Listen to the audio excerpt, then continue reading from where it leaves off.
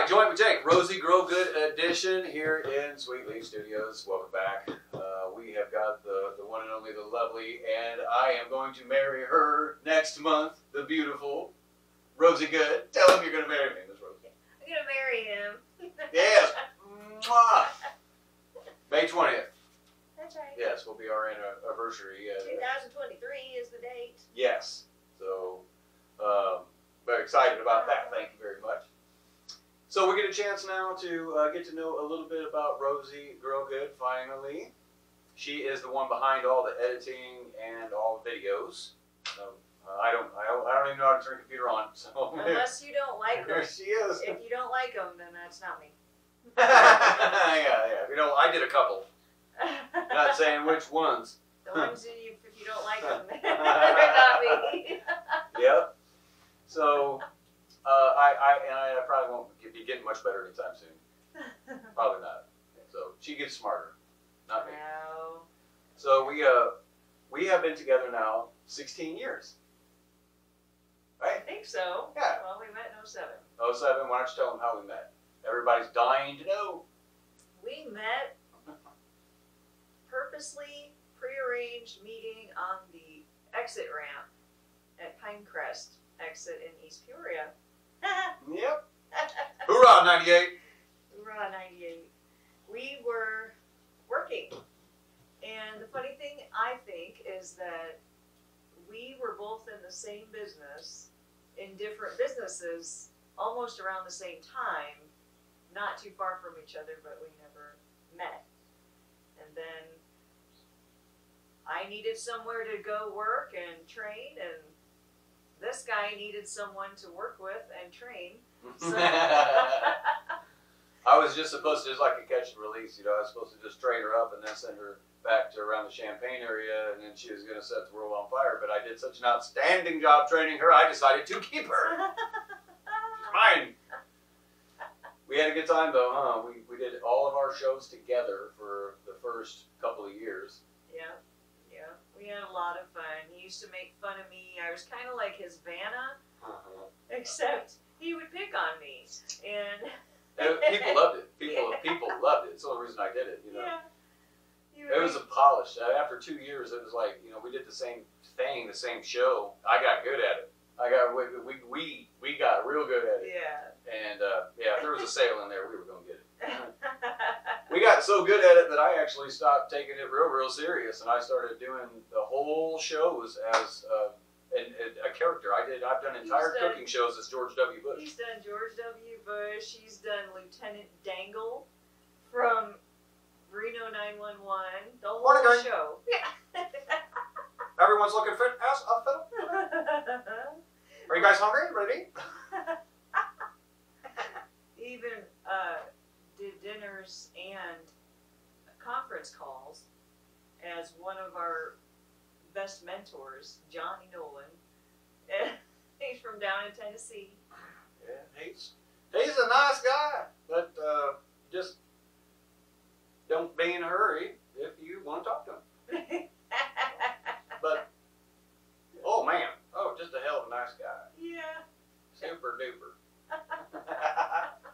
Anchorman, when it came out, I couldn't stop doing Anchorman. Yeah, he did Ron Burgundy forever. That was a good one. What else did you do? Give him a Ron Burgundy one. How's everybody doing? Are you ready for our rendezvous? Rosie, get everything prepared, folks, while she's lining up everything for us. At that time, you called me my little China doll. My little China doll. Yeah, it's been years. I haven't even tried to be around Burgundy in many years. Yeah, it's like, funny. Yeah, if I hear something, like I can kind of catch a ride on it. But we started hanging out outside of work too. We just were we were together all the time doing everything. He took me riding his dad's 4-wheeler out in the woods. First time I took 4-wheeler riding?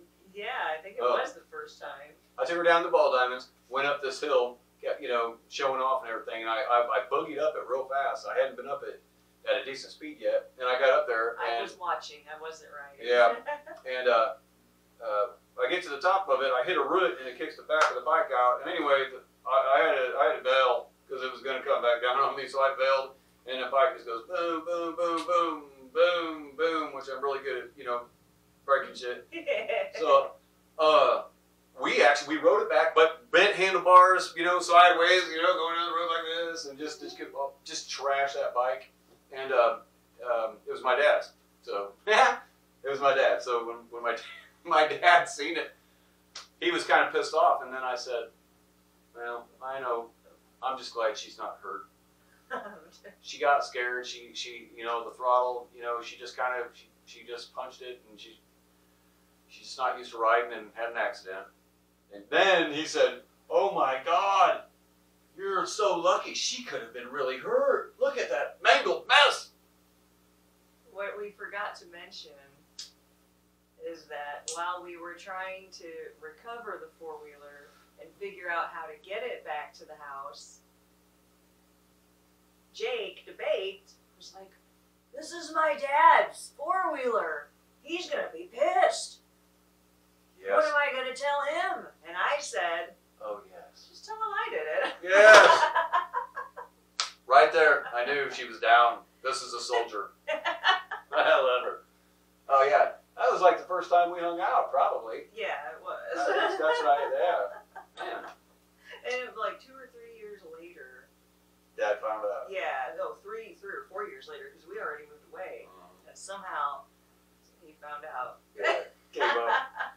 So we did these in-home demonstrations. There's all about healthy cooking with this cookware and stuff. And Rosie got really into health.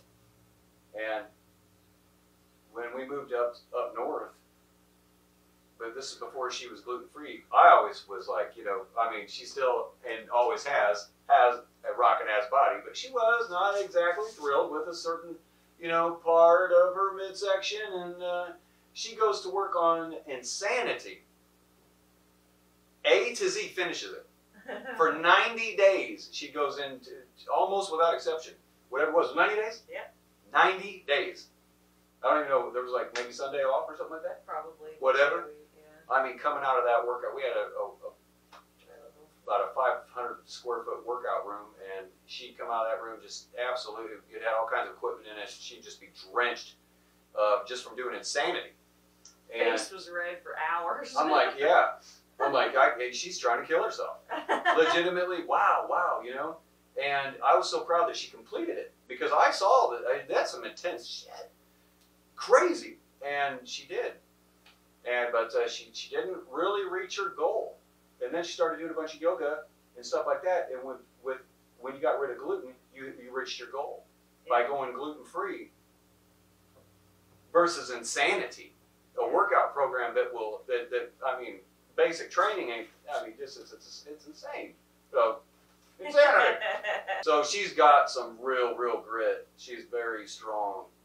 And when she gets determined to do something, she's exactly like me. She is 100% down and in all the way. So it's true. That's the way she's been with me from the beginning, Jake from the beginning, our cookware business from the beginning, everything. She's been great at everything she's ever done because she gives it 100%.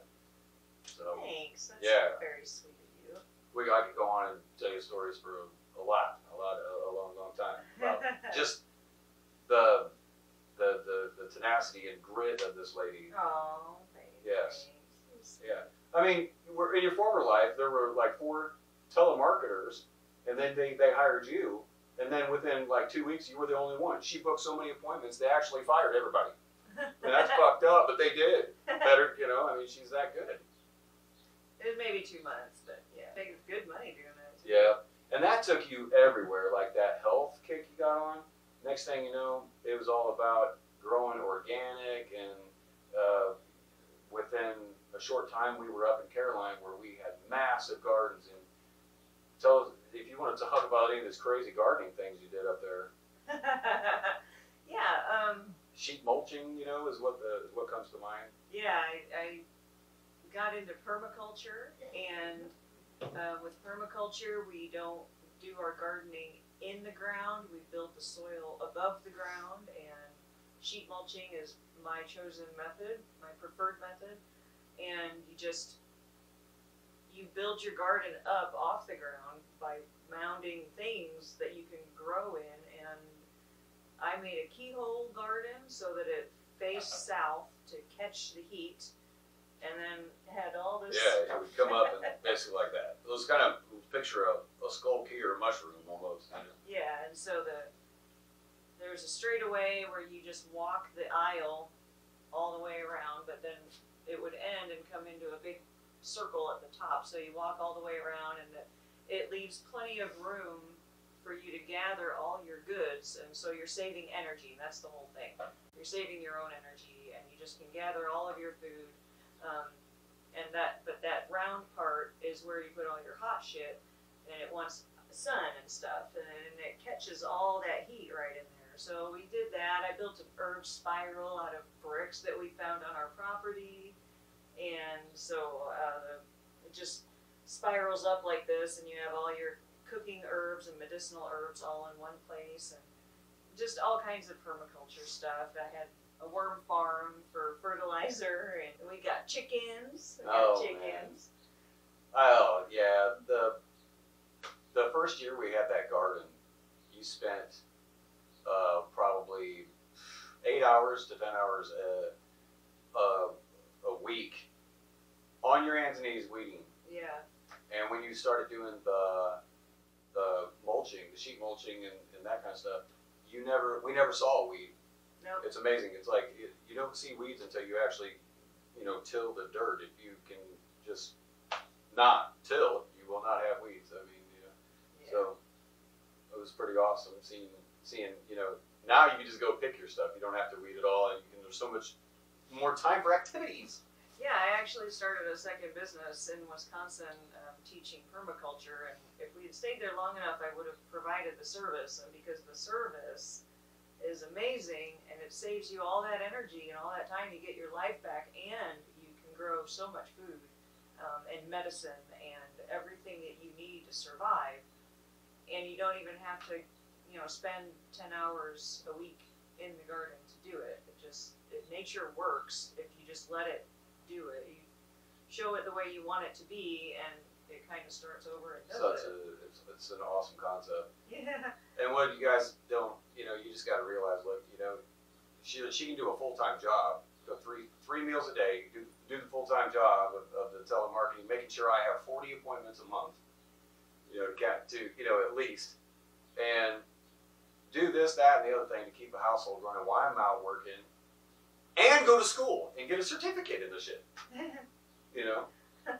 So cannabis. She's got 6 certificates in cannabis. Yeah, 6 or 7. Who's counting? She's been working at Trinity, and she's been working in cannabis. Basically since 2019. We got here and we took a year off, and then after being here a year, we started looking for jobs. So for 2019, when I started a dispensary. Mm-hmm. So I mean, not what's so impressive is you take care of a garden that if we put all our gardens together, it was about 1 acre. Okay. And 15 chickens, and make sure I have 40 appointments, and the house stays running while I'm always working, and somehow you still sit down at the computer and get a degree in the shit, like permaculture certificates. Very hard, very challenging to do. She put in, I think, about 400 hours or something. It was a hell of a pretty awesome effort into that. You're still a little bit city when we got together. Yeah. Talk about Helenville when we first started shooting guns and stuff. I had shot a handgun when I was like 18, 19. It was my dad's, and he took me out by some railroad tracks, and I shot his .38, and that was really the only time I had shot a gun. And I never thought I'd do half the stuff I do now, but or that I did in Wisconsin. We got to move out to a place that was kind of country, and we were able to shoot big guns, and he bought fruit and a big watermelon for me to shoot, and I shot it with an SKS, right? Oh God, yeah. I got a great video of this in my other phone. Yeah. It goes boom and explodes, and I go woo, Oh my God, I knew right there. Ooh, she likes that. Oh yeah. And then I learned, well, I didn't learn how, I tried really hard to shoot skeet. Yeah. We were watching 3-gun. The pistols, the Yeah. rifles, the shotguns, and you can't, when you watch that, you want to shoot guns. So I went into Jefferson and grabbed a box of the orange clay pigeons, birdies, and I was just throwing them up for her and letting her try to shoot them. And I would, demonstrating this and that. Now she did not like it because she could not hit these things. She was hitting, I think, out of her first 20, she got like 1 or 2, and then out of her first 50, like almost halfway through, here she started catching it. And by the time we were down to our last 20, she hit like 15 of them, and now she's hooked. So back into Jefferson, here we go. We drive in, grab another box, go back, more shells, and go back. And the next day, your shoulder, we got a great picture of that too. Yeah. Right? Yeah. It's just black and purple. It was a huge Yeah, bruise. It didn't hurt, but yeah. Good times. And get stomped. Yeah. But yeah, shoot, I'd go out and shoot deer, and she was my tracker. I'm kind of good at that. I don't my know. God. I didn't put a good shot on this one doe. I put a bad shot on a doe. And and I knew it. So I had to wait a long time before I even attempted to go in the woods because I didn't want to push her off the property. And it got to be about midnight, and we're looking. I think we'd been out looking for about 90 minutes before we actually found that. Probably. We were in a clearing, and you were like, "There's blood," and I'm like, "Where?" And she's like, "Well, what's over there?" And she walks like 30 feet. She's got a headlamp on. She's like, "Right here, on this grass. Don't you see it? Oh, here's the deer." I'm like, "Oh my God, I wouldn't have got that deer if it wasn't for you." Thanks. Yeah. We were definitely processing, and she was processing the meat and cooking the meat. Wild turkey, goose, squirrel, rabbit, grouse. Did I say deer? What did I say? Did I say groundhog? I didn't do Skunk. groundhog. I didn't do skunk. That's his dad. No, I was my dad actually did one time pick up a roadkill groundhog and brought it home and barbecued it. I come from a long line of very, very stable people. So, So yeah, I never thought that I would ever be cleaning freshly killed game or cooking it and making it really good. I don't cook with canned soups or anything. I always hear how you're supposed to just cook your wild game and cream of this and that soup and let it cook. And she appalls that. yeah, I don't eat like that. I don't eat that shit. So Some of it's good, but yeah. yeah, you gotta, when you make a choice to live the way we live with the foods that we eat, because I need them, I force us into it. Yeah. You can't just, you have to improvise and think of how can I make this a creamy dish if that's what I'm looking for, because I can't get it out of the can because it's too processed for us. So anyway, I never thought I'd ever come that far. I even figured out all by myself how to make like a, what's it called, General Tso's? General Tao. Oh, General Tao's. Oh, General God, Tao's. yeah. Oh, yeah. She had Chicken. venison tasting just like you were at a Chinese buffet. Yeah. You got General Tao's or orange chicken. Yeah. Yeah. But it was venison. Oh, my God. Hey, let And me tell you how I good think she is. We did a diet that was no caffeine, no sugar, no gluten, no dairy. Okay? No gluten, no sugar, no dairy. We had chocolate chip cookies almost every day of this diet. Banana cream pies on this shit. I mean, you know what I mean? Yeah, we figured it out. Yeah. If she had a kitchen and could bake and shit, and then especially on the infused cannabis shit. Yeah, man, I would love to have more of an opportunity to cook with cannabis. Oh yeah, I would. I did pretty good on that chocolate recently. Oh, it was delicious. I do miss having the kitchen to bake in and experiment, because I can make something really good. like so many high school kids, you know, back in the day, everybody got that girl Bible. She has an alter ego personality, Rosie Grogood.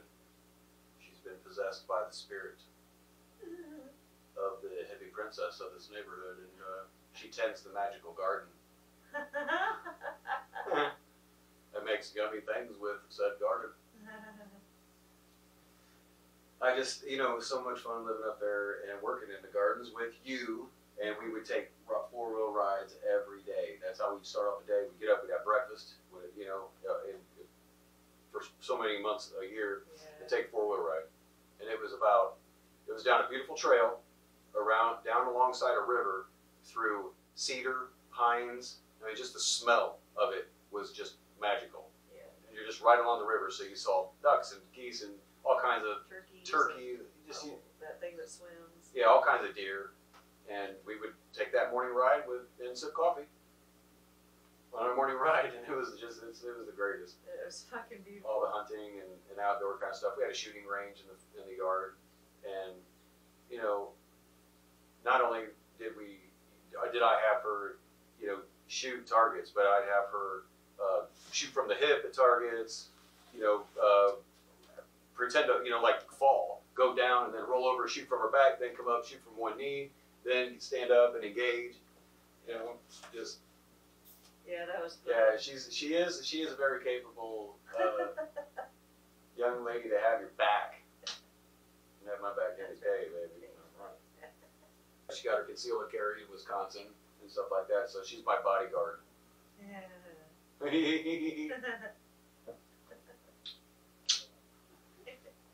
Little old me. Yeah, so we have officially made you, you know, totally converted badass country. Yeah, it's a lot more fun to be country, I think. One of these days we'll share it with you. We got a nice little country video. A little bit about me playing around on a four-wheeler up there. That'd be funny, right? Yeah. Oh, man, people. That'd be hilarious. What do you call that thing I had on? Is it a unitard? A unitard? There was two of them. I had that. Wrestling unitard? Yeah, the wrestling one. Yeah. Had just a thin straps on. I don't even know if I'm sure we got a picture of it. It's cut out right here. Just, oh my God. I had a spiked helmet. It looked really intimidating, but I got this too. Anyway, we saw so much just walking around, though. I mean, we deliberately walked kind of quiet. You know, with Jake, when Jake was with us, that's not going to happen. You're not going to see shit. But but with us, I mean, a lot of deer and a lot of animals, and just walking and hiking and being outdoors and fishing, and when you can live someplace and do anything you want to do, anything at all, you're like, you know,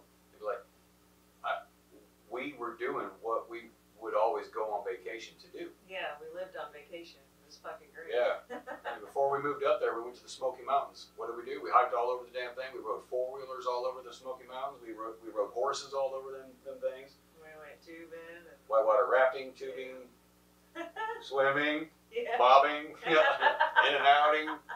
I look back one time on some pretty rough shit. I look back just in time to see she wasn't on her tube. Just a flash second, I saw that, and she just shot right out of the water. And like, you can, just boom, bam, man. Just ass right in the donut. Sitting back perfect, like, woo! Like, oh my God. It was so fun. I was really hoping I would land back on the donut thing. We used to do a lot of stuff. We used to be able to go on a couple vacations a year that were so much fun and stuff like that. So we haven't been able to in a long time, which is why we're starting to GoFundMe, because we're getting married and we'd like to take, you know, one more trip, but that means that we have to take Jacob and somebody else. Yeah. You know, probably his papa, you know, because that's somebody that, you know, Jake, you know, is gonna not overstimulate on it. Right. So we have to make accommodations for everybody, and just there's a special place that'd be real special for Jacob and all of us, and if we can do okay with our goal, then it'll be truly a trip. It's a once in a lifetime trip for us. Right, and we thought that would be a good idea because when people started asking if we were registered for our wedding and stuff, and gifts, we've been living this life for a long time. We have all the things. We don't want We anything don't else. need any toasters, and, Nothing, yeah. towels, and china. We don't need it, and but what we need Is a break. Yeah. A real break. Yeah, it would be our wedding gift and our honeymoon. And we would actually be able to enjoy it as a break only if someone was with Jacob.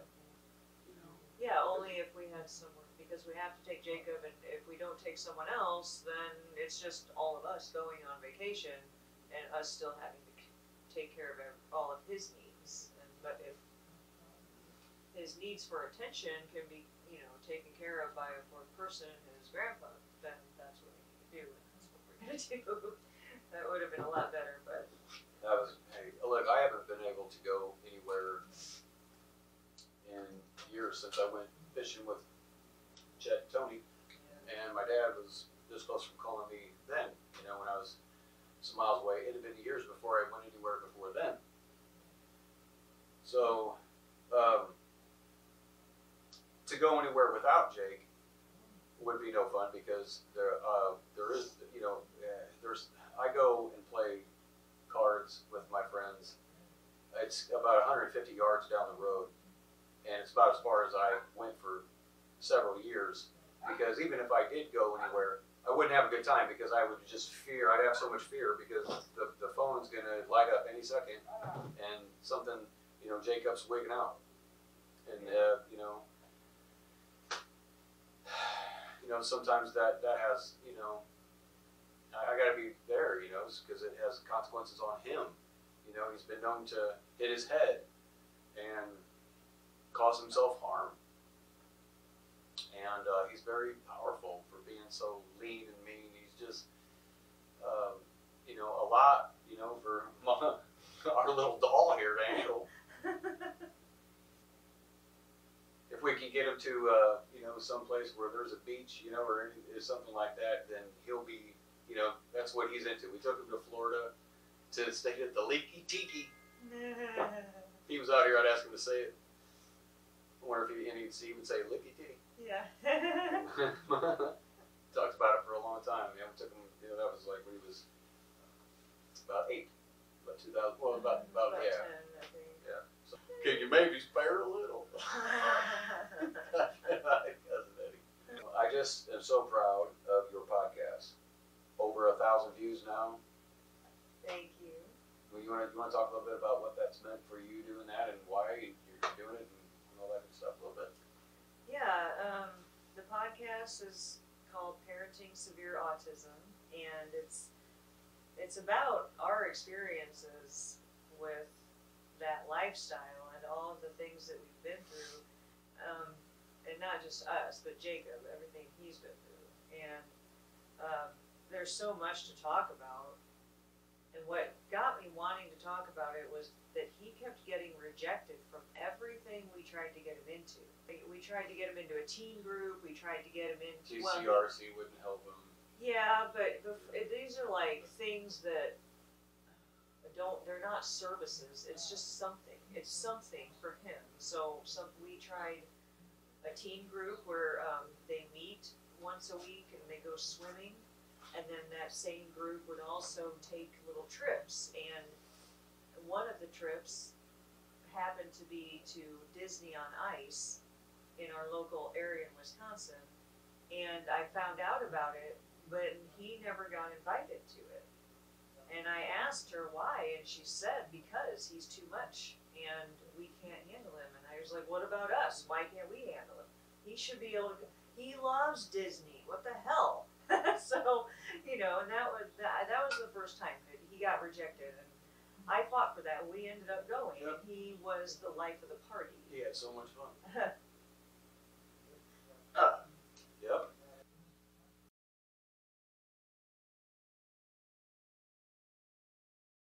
To the moon.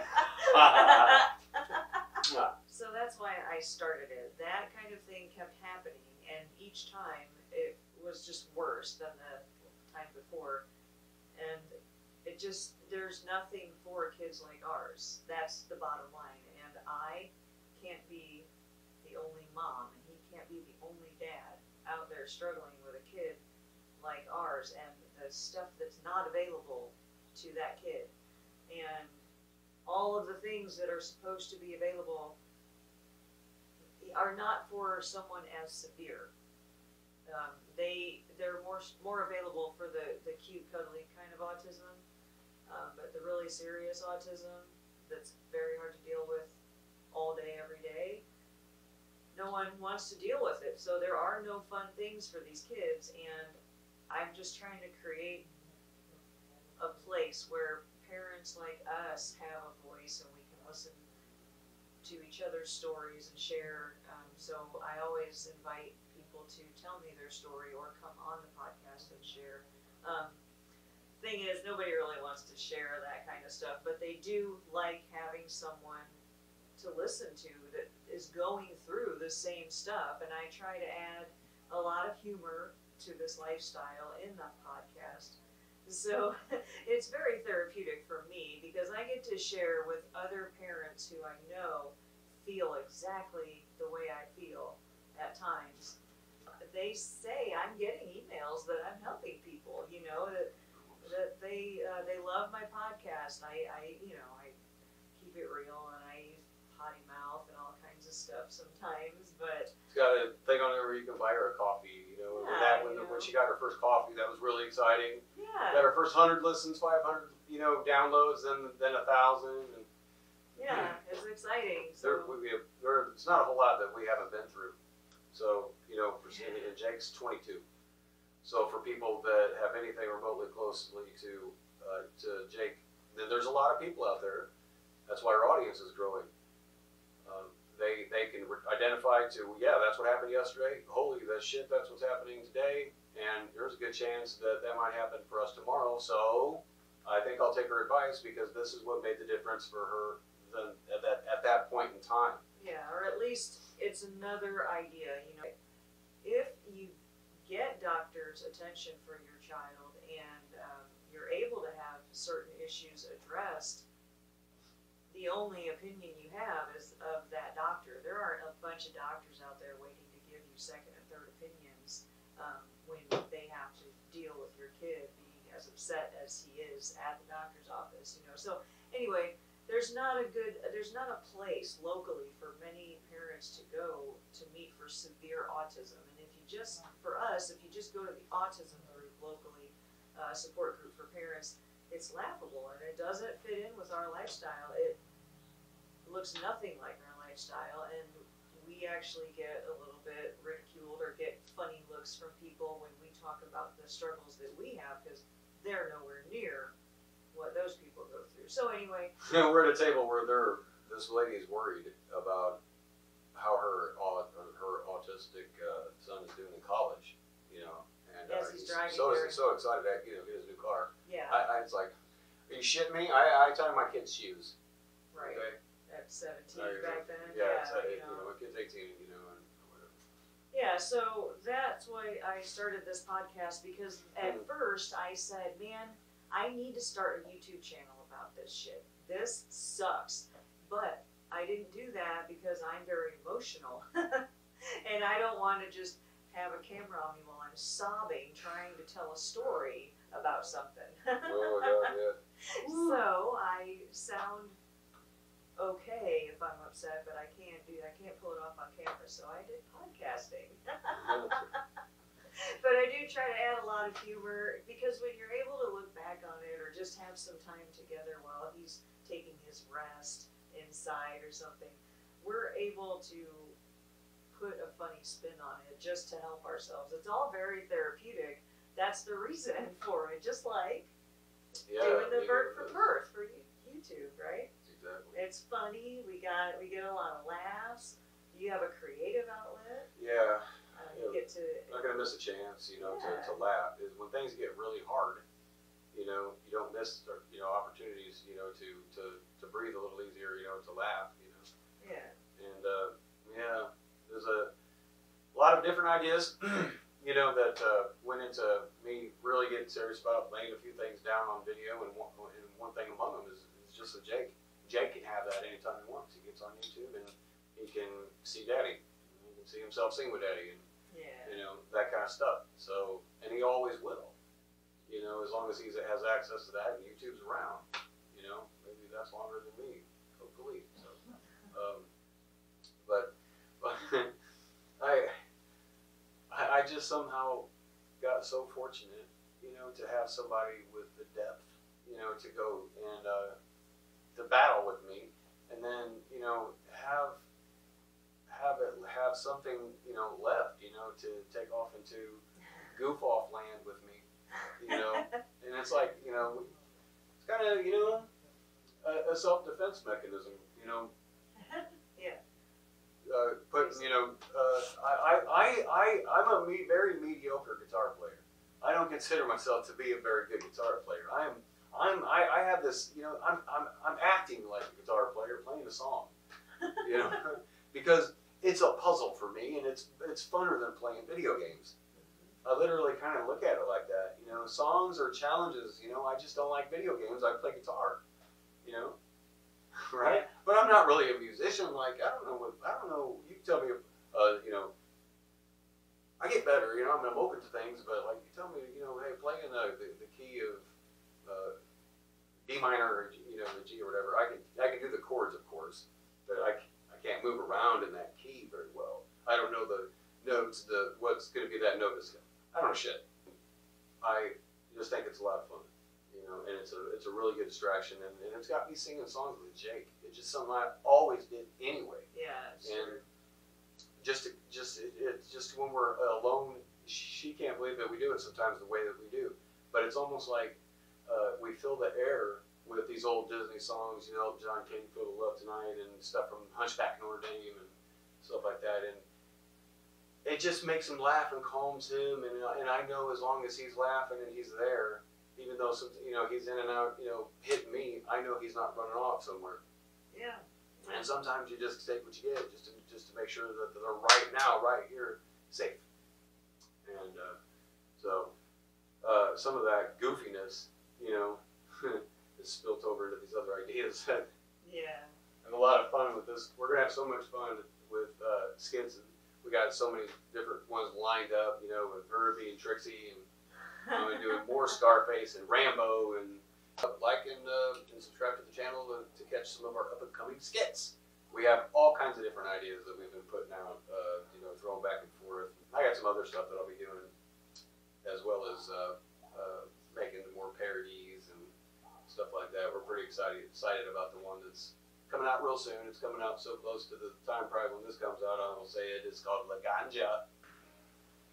So, okay, you know, we're just going to give you the first verse of La Ganja coming out. We haven't shot the video for it yet, but we just got done writing the lyrics and we've been practicing it. So, Yeah, we covered it.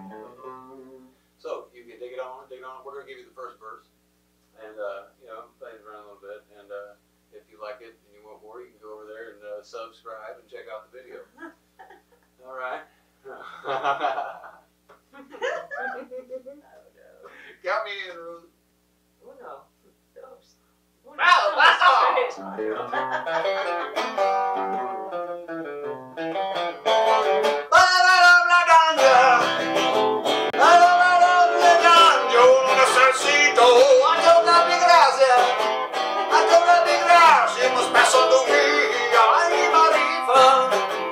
One more. Ready? Okay. Well, I don't smoke, I know mellow. I drink booze, I choke the fellow. The pass me bone, just pass me bone, we get it on.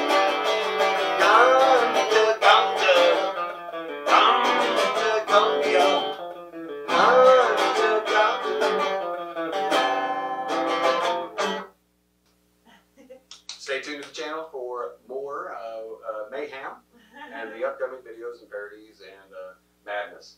Rosie, grow good, my love, my future bride right here. Oh, baby, thank you for coming. Mwah. Thank you. Give her for some having love. me. Show some likes and love for Rosie, grow good. Thank